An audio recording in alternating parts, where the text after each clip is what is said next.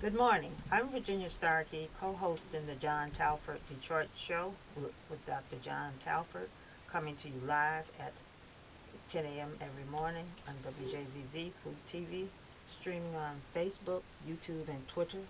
Now, without further ado, I present to you the crusading old native Detroiter, Dr. John Telford. Thank you, Virginia Starkey. My name is Detroit. I'm a blue-collar town. Blue salt melts my mid-March snow. Speedy cars and sprinters spring from me. I father fierce fighters and funky music. In a Motown moment, I can spit the blues right back in a bureaucrat's eye. Have you never seen blue salt? No complex chemistry here, only the old color of a new sky. And we got a new sky dawning on Detroit today because we have got Charlotte Jones, better known as Char J, author extraordinaire. She writes some great books. We've got some of them here. One of them I have in my hand. It's A Ain't Always for Apple, an erotic adult alphabet book by Char J. And I'm holding the book right up there so that you all can see it. And we're going to be, V and I are going to be interviewing Char today about her books and about actually life in general. We'll be asking her a lot of questions. But first, I have got to say, I also have to say, back on the 13th of April, we had Helen Moore in the station along with Jerwan Howard, who is a young man who helps young people and is also an author. And then after that, on the 20th of April, we had Sharon McPhail, who's running for Congress. And while I'm on that topic, tomorrow at 6 o'clock p.m. at the Detroit Yacht Club, I am going to be co-hosting a congressional forum. This is tomorrow, the 28th of April, at the Detroit Yacht Club at 6 o'clock p.m. I'm going to be co-hosting, I'm going to be hosting the whole thing, a forum for the congressional candidates in Congressional District 13, which is the largest district in the state of Michigan. So come to that forum and ask the candidates some very probing questions. You might want to ask them one question that's very dear to my heart. What are you going to do for the schools in the state of Michigan, and specifically in the largest district in the state of Michigan, which is the Detroit Public Schools Community District? And then next week, which is May the 2nd, I have got author and activist Peter Werby. The prominent activist Peter Werby, who has written a very good book, and he'll be talking about that this coming week. So I wanted to make sure that I made that announcement before we interviewed the lady who is sitting right across from me right now, Char J, an author who has got this very interesting book, which is, by the way, beautifully illustrated. Incredible illustrations in this book. So Char, welcome to the John Telford Detroit Show on WJZZ Internet Television. Thank you for having me. I'm so excited to be here. Well, I am excited to have you here. And you'll probably notice that we do not have my usual co-host, who ordinarily is here, Sunanda Corrado, because she had a conflict in her schedule. So she is not here today, and I don't know, when she will be back. But Char, tell us about yourself. Tell us a little bit about yourself. Well, I am retired, mother of two, grandmother of six. I am heavily active in my volunteer work in my community, and also I teach literacy sometimes. And that's kind of how the books came about. Yeah, well, literacy is what it's got to be all about, and that's a topic that's dear to my heart too. Right, Because I've been affiliated with the Detroit Public Schools in one way or another for most of my life, ever since kindergarten in 1941. And it was a great school district, but right now our kids can't read. We've got the serious problem that has been caused by the takeover and the COVID and all the things that the state has done to us. So, and I'm actually, I was superintendent for a while. I tried to put in a program, and then I got fired, of course, because it's a whole long story. But in fact, I think I hold the record for being fired in the Detroit Public Schools. Wow. Four times I've Wow. been fired in Detroit Public Schools. But now I'm the poet in residence, and I'm my home school, although I go around to the high schools reading my poetry, my home school is Frederick Douglass. And I have some 11th graders who could read a little bit better than they do. And the reason why they don't read as well as they should is because of that 2-decade-long takeover. But we're talking about what I'm doing. I want to talk about what you're doing. Tell us about yourself. So, like I said, I'm heavily active in the community, and when I was teaching literacy, you're teaching 45, 50-year-old people how to read, and you've got these juvenile type books, and you could see on their face that they're just not interested. What's this all about? Right, they're not interested. So originally I wanted to write a more obscure children's book. You using this book? No. I wanted to write a more obscure children's book, but those were already out there. So, during my research, I couldn't believe that I found that so many adults could not read. Mm-hmm. So I was like, well, what would make them want to read? And I thought, well, erotic. Mm-hmm. So I based the books on the premise of a children's book, but it's an adult erotic alphabet book. It's simplistic in how the words that are used, but it's adult. So you can hold their interest with it. This book is definitely adult. It is. I have read every word of it, and and we can say anything we want to on this show. E is for erogenous zones. F is for fellatio. G is for gusher. Oh my goodness! Look at this. I don't know if you can. I don't know if you can see this. If you can see this picture here, but the lady is gushing. She is actually doing that, and hitting my spot over and over makes me squirt my love juices. This is a show that we had a lady on a while back who wrote erotic poetry, and I did not share this show with the school board or the president of the school board. No. And the show we're doing today, I will not probably be. Okay. If I do share it with them, it will be with a R-rated, and don't share it to anybody else. But so tell us more about your books. So, like I said, when I was doing my research, I found that 2018 statistics stated that 32 million adults in America cannot read. That was in 2018. Then in 2020, it went up to 43 million adults. And then I checked the other day, and according to 2021 statistics from the Department of Education, it has jumped to 140 million adults in America that can't read, or they read at or below a 6th grade level. So that's more and more people every year. It's tripled in 3 years. So I went to do further research, and it found that, and I was like, well, why is this so high? Well, every year we kick out about 4 million 18-year-olds. 4 million people turn 18. So that equates to more and more people that can't read. So what you do is if half of those or a third of those can't read, that's another 3 million people that can't read every year. So, and it's like, well, the school system is not serving these children well. You're putting them out there and they don't know how to read. So, but I do know that majority of them know what sex is. They know what fellatio is. They may not know that that's the proper name for it, but they know what it is, and but they don't know how to spell what they're doing. Right. And that's an issue. I think the Italians call it fellatio. Fellatio. I've never been to Italy, so. I have. I ran on the U.S. national team, and that's one of the countries I ran in. But interesting country. But anyway, I keep interrupting you. Keep going. That's okay.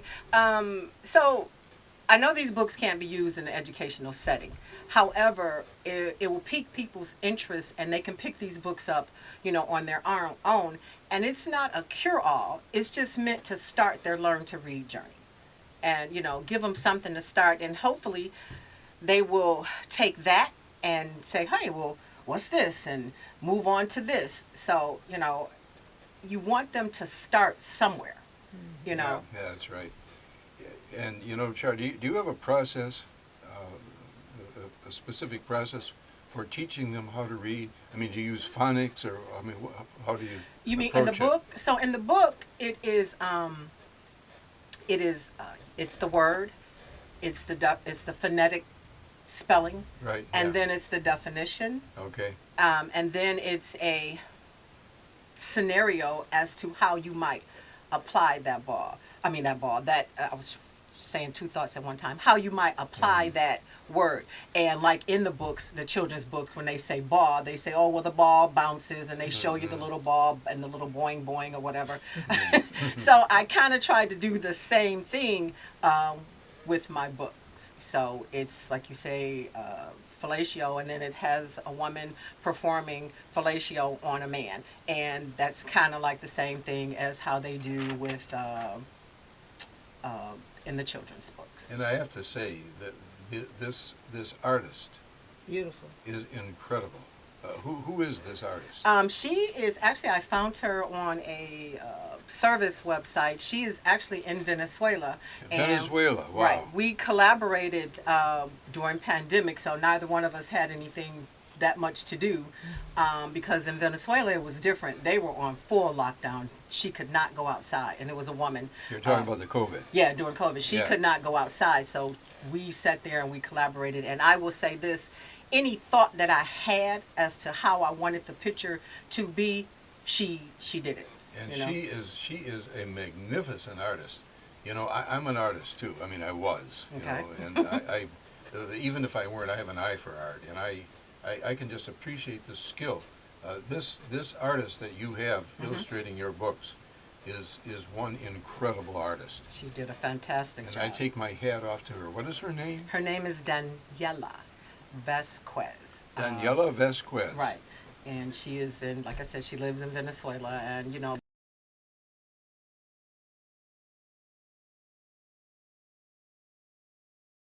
that type of thing. So she did a wonderful job. I actually say she brought to life what I thought.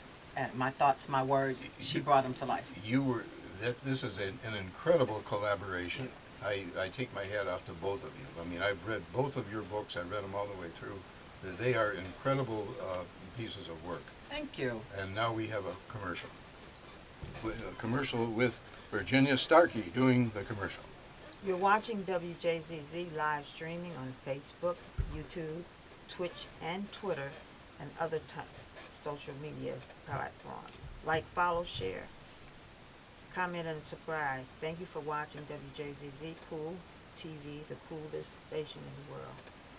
And you are watching it on the John Telford Detroit Show. And I need to tell you about this too. The National Action Network, this group right here, the National Action Network, of which I am a lifetime member, by the way, is conducting a march this coming Monday. This coming Monday, and Helen Moore and Lori Parks have advised me to announce this. The National Action Network, whereof I'm a lifetime member, will march and picket at the Godfrey Hotel. At the Godfrey Hotel at 1401 Michigan Avenue at 10:30 in the morning this coming Monday, May the 2nd. This coming Monday, May the 2nd. And they're going to march at the Godfrey Hotel for this reason. It's going to be to protest the hire of racist contractors there. To protest the hire of racist contractors there. Let me say it again.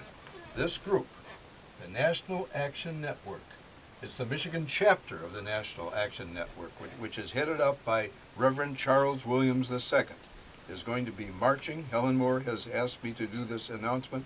They're going to be marching at and it's going to be this coming Monday morning, and they're going to pick it at the Jeffrey Hotel at 1401 Michigan Avenue. At 1401 Michigan Avenue at 10:30 in the morning this coming Monday, May the 2nd, to protest the hire of racist contractors at that hotel. And so I am inviting everyone who is watching this show today to go and participate in that march. And you know, I'm going to try to be there too. I'll be there on my cane, man, because this is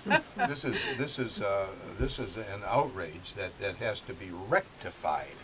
So I'll be marching on my cane. Somebody's going to have to come and get me. I don't know if you can come and get me or not. Or Helen can come and get me. Somebody's going to come and get me. We'll get you there. Yeah. I'm gonna be there. So Reverend Williams, remember, you're gonna be looking for me there. Helen, you're gonna be looking for me there. Helen, maybe you can come and get me. Somebody come and get me, okay? Come and get you, So right. anyway, we are interviewing Char J, who has a wonderful book that is really, it's an erotic adult alphabet book. So it's a book of erotica. So Char, I want you to tell our watchers today, what made you write these books? Well, like I said, I believe that adults, need to learn how to read. Like I said, it's not a cure-all or a be-all. It's a start. It's to pique their interest. Like I said, I thought, what would make someone want to read, make you want? Because if you haven't picked up a book and you're 45, why would you pick up this book? So I figured sex is something that would make people want to read it. And once they start, they will continue. I feel so strongly about not being able to read. I learned how to read. My great-grandmother taught me how to read when I was like 4 years old. Wow. First off, I learned how to talk when I was 9 months old. So that means I've got something to say. So my great-grandmother... Most women do. Yep, I've got something to say. I remember sitting there with my great-grandmother, and she would let me read to her, and my mother would say, well, how's she doing? She's like, she do sometimes good, sometimes bad. But I was learning. And that was at, 4? So now, if you've gotten through your childhood, you went to school. Some people drop out of school, some people continue, but they just pass children along. Don't do that. And if somebody did that to you, take it upon yourself to learn how to fix that. You fix what needs to be fixed in your life. Nobody's going to do it for you.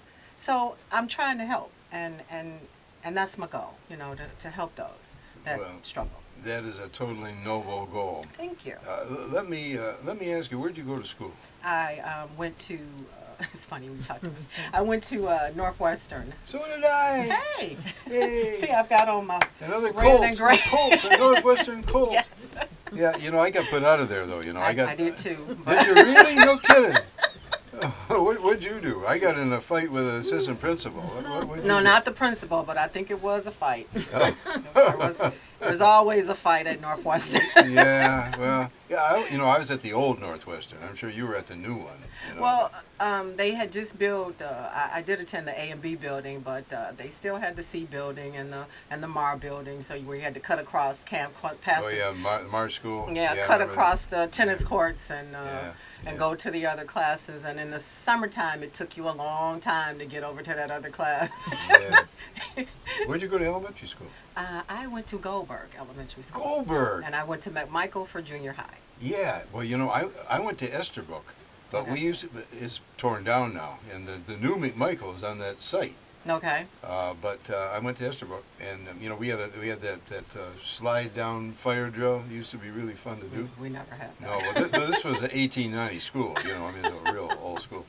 But Goldberg Trade School it was. They called it Goldberg Trade. Maybe not when you were there. No. But we used to run because we had our shop classes there, and I can remember that they would let us out at 2:00 instead of 3:30 or maybe 1:30. They let us out, and we would run from Esterbrook to Goldberg. Now it wasn't an official run, and some of us did. Some of us just went home. To tell you the truth. So was Goldberg still on 12th Street, and then Esterbrook was on 16th? Esterbrook was on Linwood and McGraw, Okay. and Goldberg was on 12th Street. On 12th Street, right. Yeah, it was kind of a dirty old brick building, as I remember it.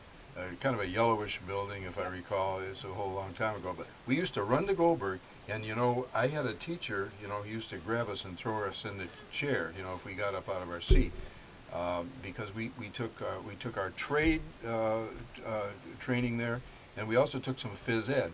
And my phys ed teacher was a guy named Eddie Tolan. Eddie Tolan. Oh, well, no, you wouldn't remember, because believe me, you wouldn't remember. I'm 86 years old, but this was way back, in the 40s. But Eddie Tolan, I got to tell you about this guy. Eddie Tolan came out of Detroit Cass Technical High School and the University of Michigan, and went to the 1932 Olympic Games. Oh, okay. And won the 100 and 200 meter dashes. This is a sprinter. The fastest sprinter ever, well, not the fastest, Henry Carr was the fastest, but he was one of the fastest sprinters ever to come out of the city of Detroit. And he was my gym teacher.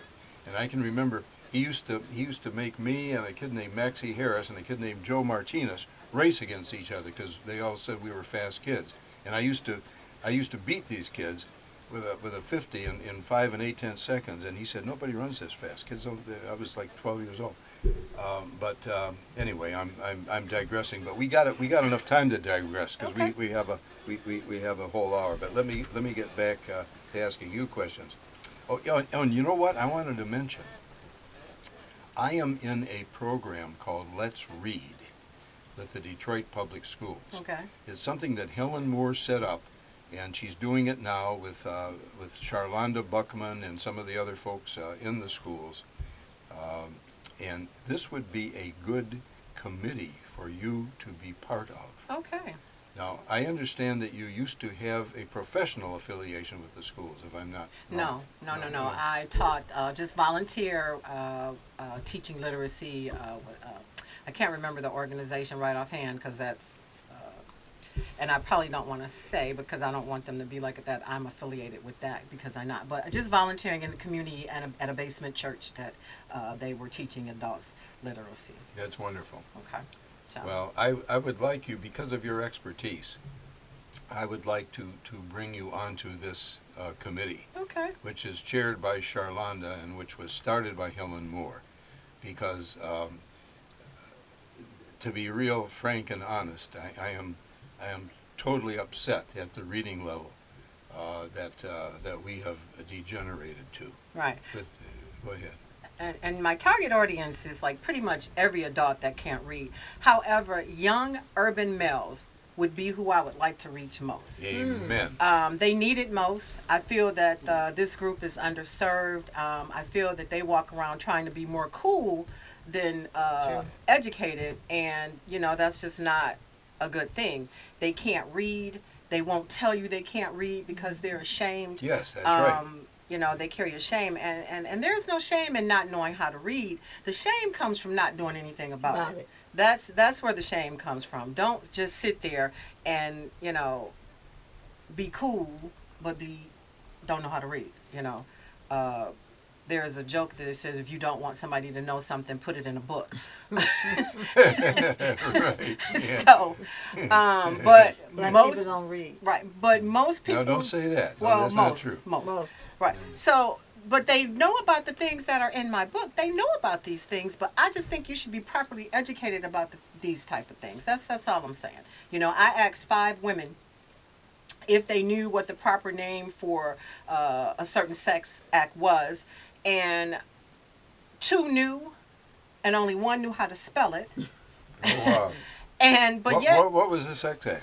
Fellatio. Yeah. Well, nobody knows how to spell Nobody that. knows how to spell it, but if you ask that same person, do you perform this type of act, they will tell you, yeah, girl, I'm the best at that. Oh, yeah. Oh, girl, ooh. And that's just so dumb to me. If you're going to do it, you got to know what you're doing. At least know what you're doing. That's all I'm saying. Know what it's called, at least. Right. Yeah. So, but the young urban black male, not even black, just urban, I just feel that they are underserved and they need it most. And they are frustrated by the fact that they can't read, but yet and still they, won't do anything about it. So. Well, it's up to us adults to make sure that they know something about it. And particularly, it's up to people like me, I'm a career educator. So you can know how appalled and how frustrated and how upset I get when I see what has happened, to our kids Right. in the school district.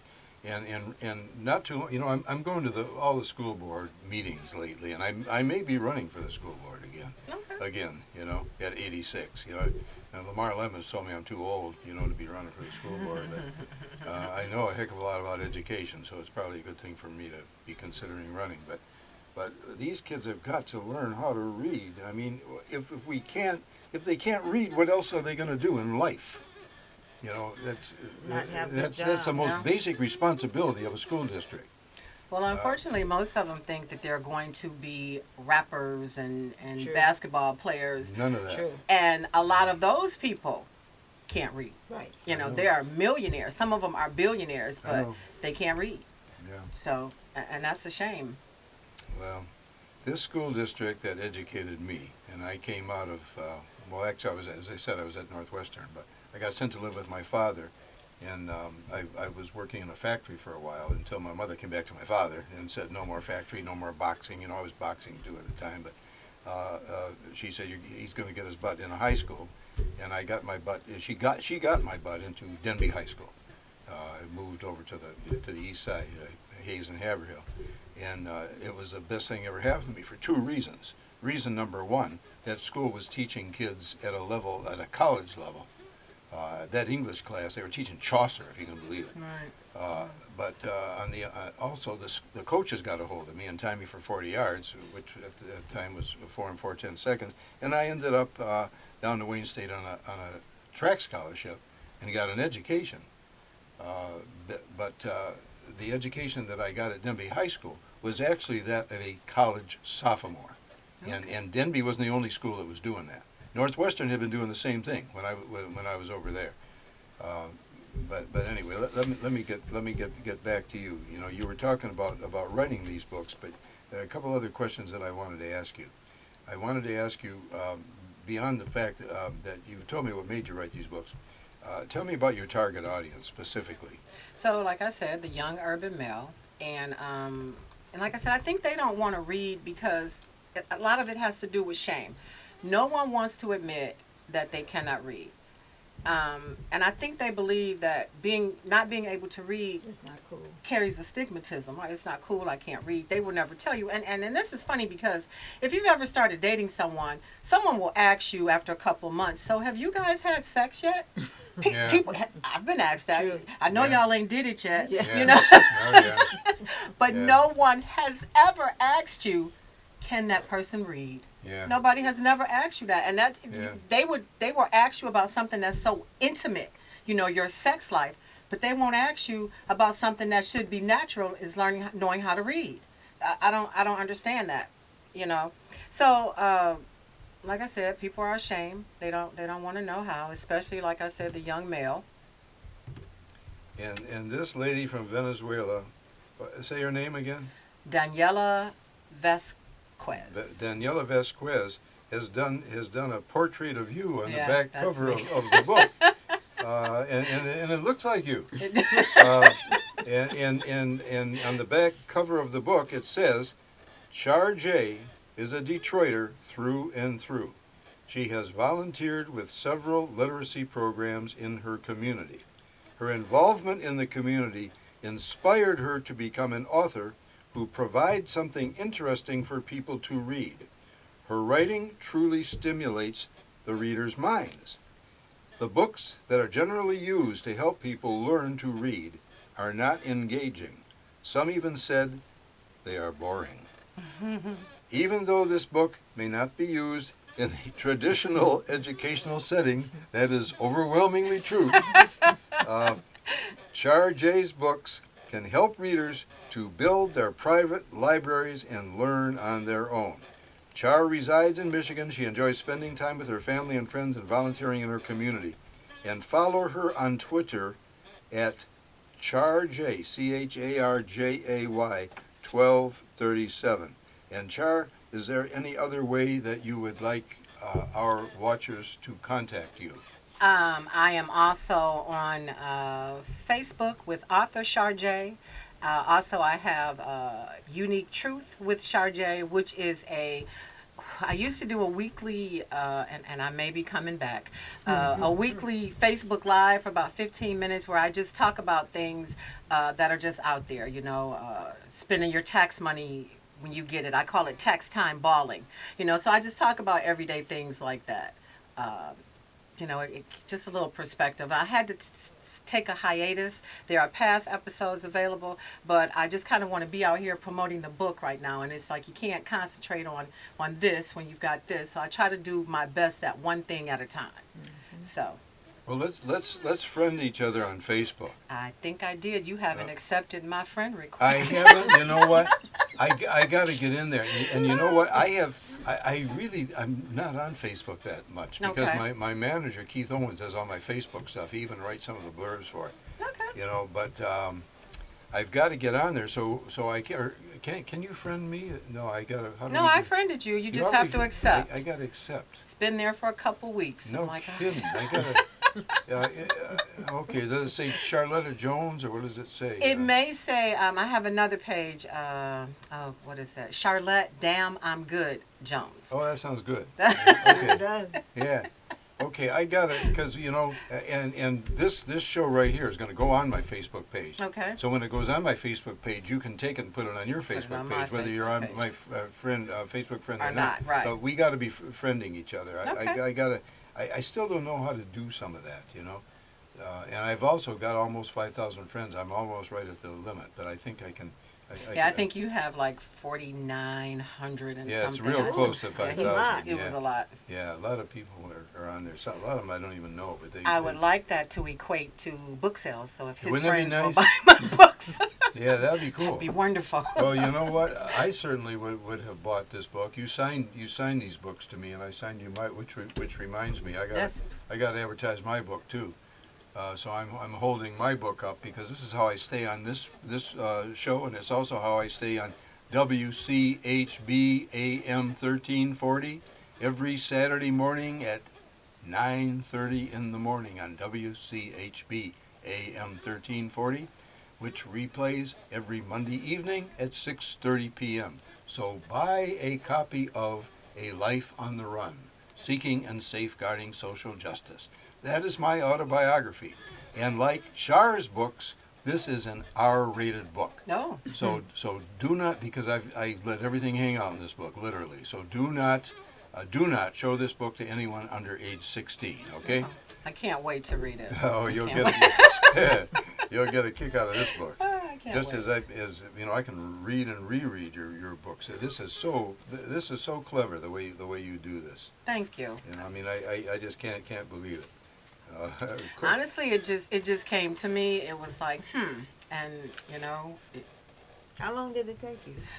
you know what? If I hunker down and just write, like I had the premise and I wasn't writing. And during pandemic, I was like, I'm just going to stop and write. It may have taken me maybe 6 months to get it all together. Yes. So if you just hunker down and do it, you can get it done. I notice Quickie on here. Yes. Quickie, it says a brief act of sexual intercourse. Quickie, lift my skirt and slide my panties to the side. Finger that pussy for a minute to get it wetter. Now stick it in and give it to me real fast. And it is totally, specifically illustrated in that regard. So, get this book by all means. I will say this. I think that couple that me and Daniela came up with, they're just so cute together. It looks like they're having good sex. It just looks like they're having good sex. This lady is one of the best graphic artists I think I've ever seen. I will tell her. I mean, she's something else. She really is. And on that note, we need a commercial. You're watching WJZZ live streaming on Facebook, YouTube, Twist, and Twitter, and other top social media platforms. Like, follow, share, comment, and subscribe. Thank you for watching WJZZ Cool TV, the coolest station in the world. On the John Telford Detroit show on WJZZ Internet Television, and that was Virginia Starkey who delivered that commercial. Okay, you know, a Detroit Public Schools Community District Assistant Superintendent Tyrone Winfrey has asked me to read this announcement. So I will read this announcement forthwith. Let's get ready, says Detroit Public School Assistant Superintendent Tyrone Winfrey. Let's get ready as we proceed in the transformation of the Detroit Public Schools Community District. We are asking DPS alumni to come home to DPSCD. Late in the merry month of May, DPSCD, in partnership with the Detroit Public Schools Foundation, will host an extensive series of events entitled the Come Home Alumni Hall of Fame Gala and Alumni Weekend. And that's going to be happening late in the month of May.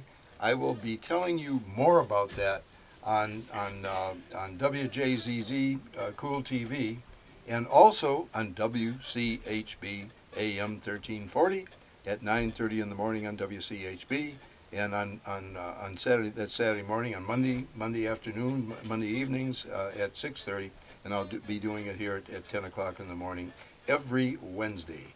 So we have got Char J, author extraordinaire, in the station today on the John Telford Detroit Show on WJZZ Cool TV. And Char has been telling us about herself and telling us about her books. And Char, where'd you go to high school? We talked about that. I went to Northwestern. Oh God, what's the matter with me? I got to tell you, I am on some kind of a antibiotic right now. Oh, and it's got you going. Yeah, and I've been a little woozy. In fact, I got to get a tooth pulled today after this show, and then I gotta host this other thing tomorrow. So I already asked you that question. You already answered it. In my short-term memory, I had forgotten it already. That's that we are fellow Northwestern Colts. Right. Okay, so here's another question I want to ask you. This one's not about your target audience. Well, in a way, it is. Why do you think people Won't won't learn. learn to read? I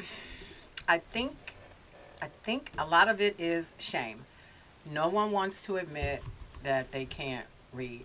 I think when you say that, they think people look down on them. True. So as opposed to learning how to read, they hide the fact that they can't read. We had a guy when I was working. He worked with us, and we had product that was like a different model. And he couldn't read. He just saw like the main name of it. So it's, let's just say, Blue Siding, because it was a siding company, but it was Blue Siding 1, Blue Siding 2. He would just grab Blue Siding, and our inventory was off because he didn't know how to read. But And he didn't want anybody to know it. But he was so cool. This was a cool guy. You know, he worked more on his coolness than he did on his education. So you know, he had to be let go because our inventory was off. And he was never going to tell us that he couldn't read. And my coworker, his supervisor, was like, "Guy can't read." I had to let him go because he didn't want to do nothing about it. Yeah. So you'd rather lose a job than admit or seek out help that's going to help you. Sure. You know, seek out the things that are going to help you. Learn how to read. That's just that simple, you know. You know, some of us have been really fortunate in that regard, and I have to say I have been.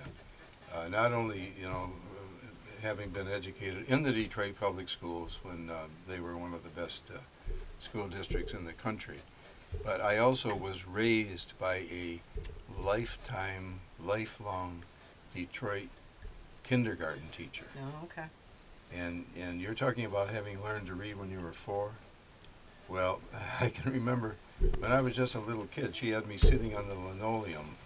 I grew up on 16th Street in McGraw, and I was sitting on the linoleum in the kitchen doing painting, you know, finger painting, and I would tell her, this is a skyscraper, that's an airplane up in the sky, and the amazing thing about it is she kept some of those things that I made, and she told me years later, "Do you remember doing this picture?"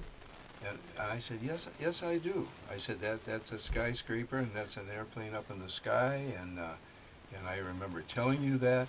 And she said, well, you know how old you were when you did this? Wow. I said, how old was I?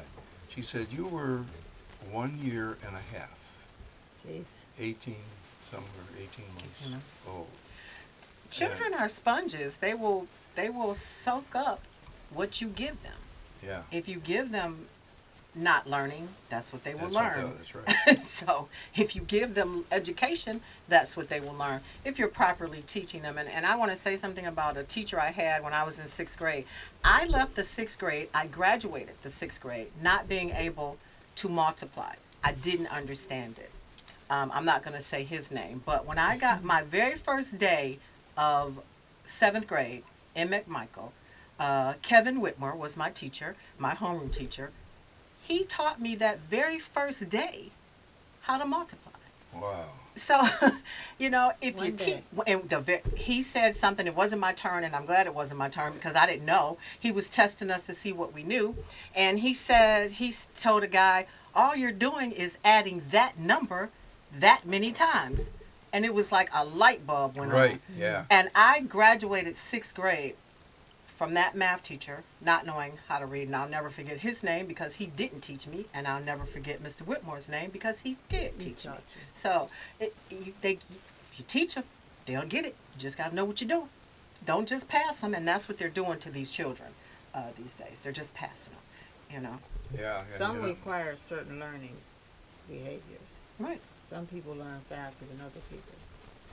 And with your book, it justifies what you're speaking about reading. Right. I know they know. I know some of them are doing it. I know they're doing it. Yeah. Just know how to spell it.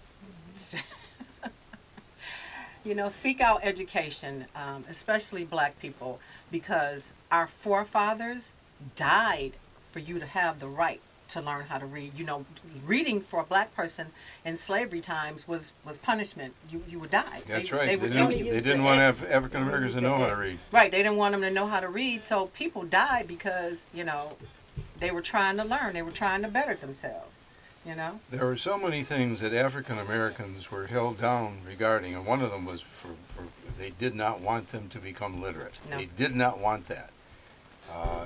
And they also were never. Still that way today. That's right. It's still that way today, and they never were going to let them vote either. No. That was another thing. You know, after the Emancipation Proclamation, they still didn't want African Americans to vote. Jim Crow laws and everything else, and that's one of the things that so frustrates me in my hometown, because my hometown of Detroit, the last time we had an election, it was what 17-18% voted. 17, Yeah. 18. You know, and that can happen in these upcoming elections for midterm and for the presidential election.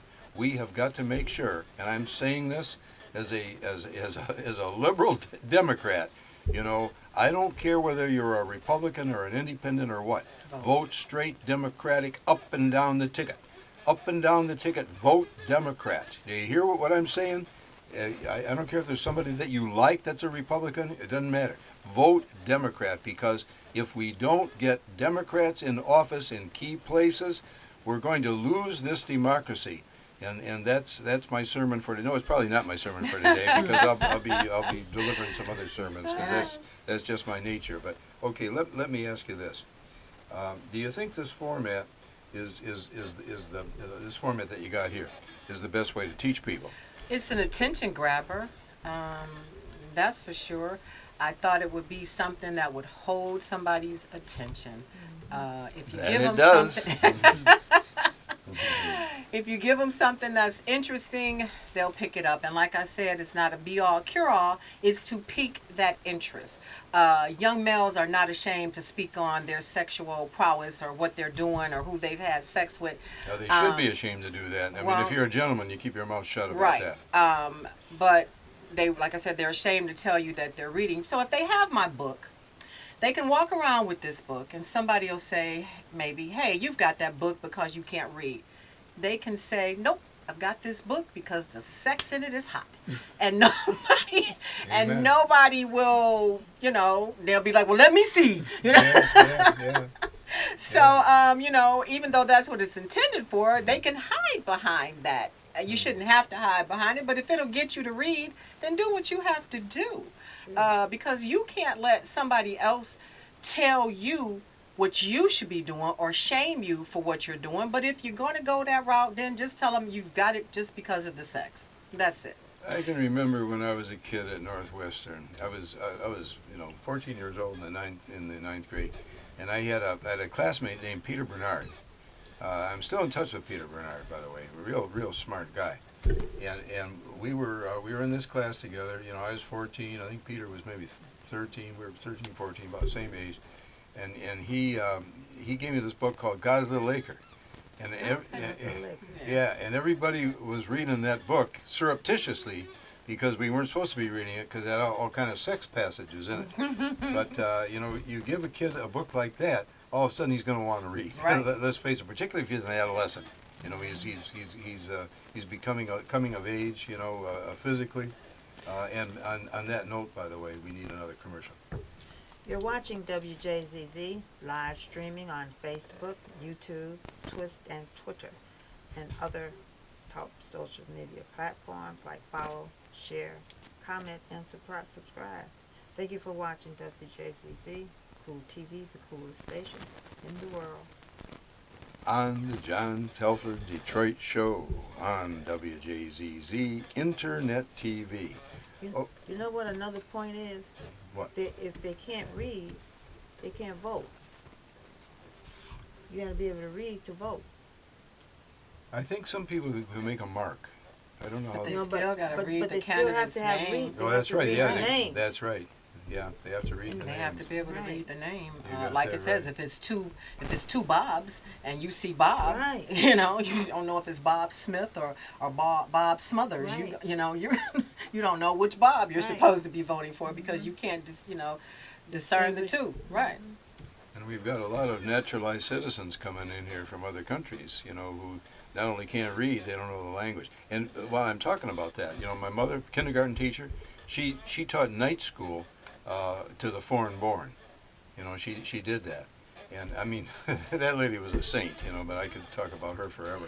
And it's funny you should say that because a friend of mine, her grandparents are not from here, and they're in their late 80s, and she gave them copies of this book, and she says actually they seem to be really enjoying it, and they're reading it.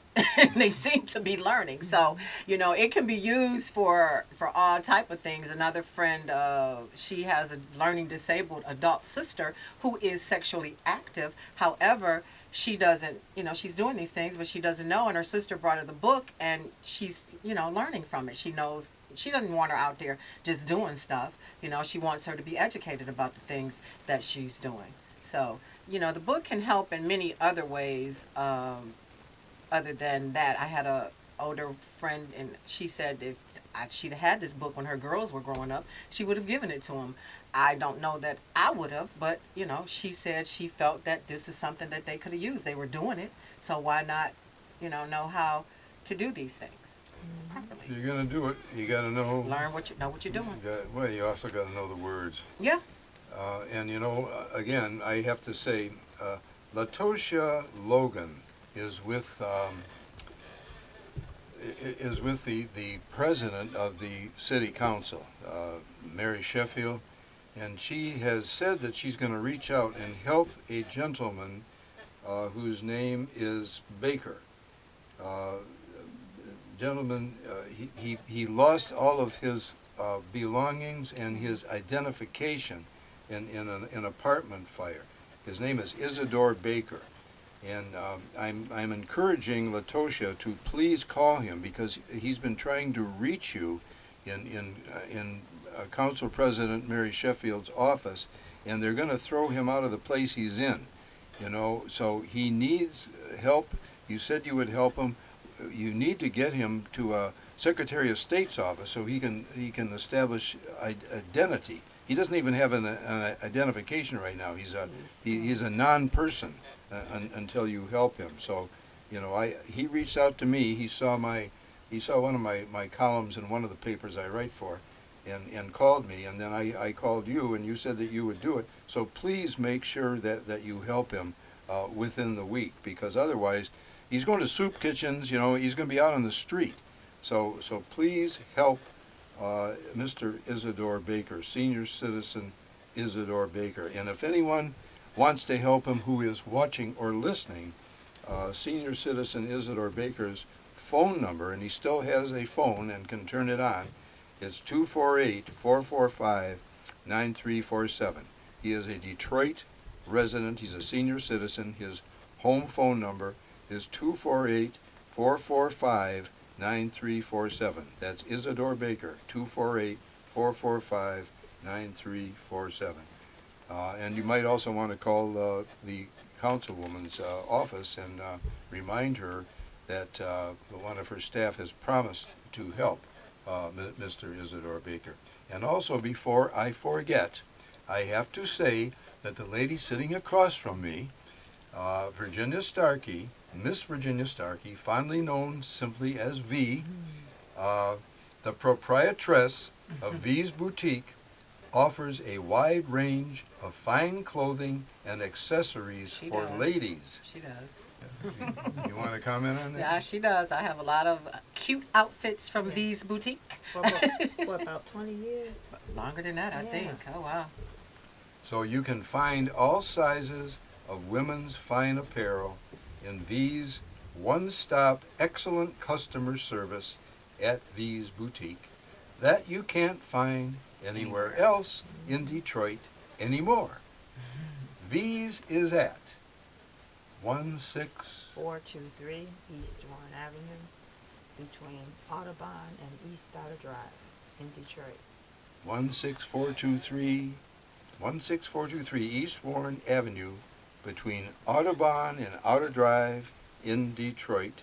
And it's also just around the corner from the Alger Theater and from one of the few libraries that is still open in the city of Detroit. Yes. So by all means, patronize V's Boutique at say it again. 16423 East Warren Avenue, that's in Detroit, between Audubon and East Outer Drive, next to the Alger Theater. Is there a phone number you want to share? 248-662-6622. Again, 248-662-6622. Thank you. And are you do you take appointments or? I'm at this point taking appointments, but I am in the store Thursday through Saturday from 11 a.m. until 7 p.m. But if you call that telephone number and set up a time, if you want to set up a time, call between 11 and 7. And that telephone number again was? It's 248-662-6622. Thank you. And it's at 16423 East Warren Avenue. Yes. V's Boutique, a fine boutique for ladies' clothing. And we have Charjay in the station today, and I have a couple more questions I want to ask you before we run out of time. One of the questions I want to ask her is this one. This is kind of an interesting question and a key one. Would you want your 18-year-old to learn from this type of book? So let me say this. If my child was walking around not able to read, and this is the only way that they would even attempt to try and read, then I absolutely would. I would be okay with them going this route. Whatever it takes sometimes to get you to what you need to do is what you have to do. Facts are sometimes the fact about your situation is harsh. Life is harsh sometimes. Facts are harsh. If this is the only way that you feel that you can change your situation, then by all means, I do not have a problem with it. Especially because 90%, maybe less, I'm just guessing, of 18-year-olds are sexually active.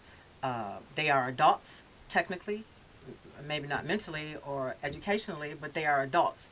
And if this is what they're doing, then please, by all means, pick up this book. Learn how to read. Don't just sit there and not know something and be okay with that. The fact is you can't read. It's like my fact. My fact is I feel that I'm overweight. then I will stop eating exercise. This is a fact. I deal with the situation. Right. So I would not have a problem if well, my children are grown, but I have a 15-year-old grandson, and if he came out of the high school system and wasn't able to read, I would be devastated. And if he would say, "Well, Grandma, can I look at your book?" No, I don't want him to, but here you go.